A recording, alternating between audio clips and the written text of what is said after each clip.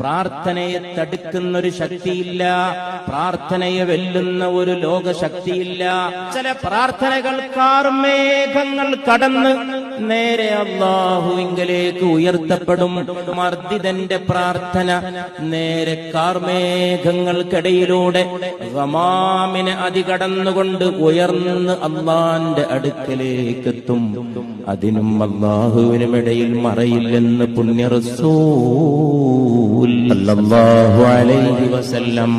ഒരു ഗവർണറെ, ഒരു ഭരണാധികാരിയെ അപ്പോയിന്റ് ചെയ്യുമ്പോൾ പുണ്യ റസൂൽ ഉപദേശങ്ങൾ നൽകി മുആദിനെ നിയോഗിക്കുകയാണ്. കൂട്ടത്തിൽ പറഞ്ഞു, പിന്നെ മുആദേ, നീ എപ്പോഴും ശ്രദ്ധിക്കേണ്ട ഒരു കാര്യമുണ്ട്. അത് മർദിദന്റെ പ്രാർത്ഥനയാണ്. ദഅവത്തുൽ മദ്ലൂം,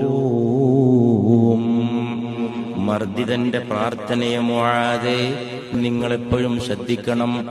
മർദിദന്റെ പ്രാർത്ഥനക്കും അല്ലാഹുവിനുമിടയിൽ മറയില്ലെന്ന് പുണ്യ റസൂൽ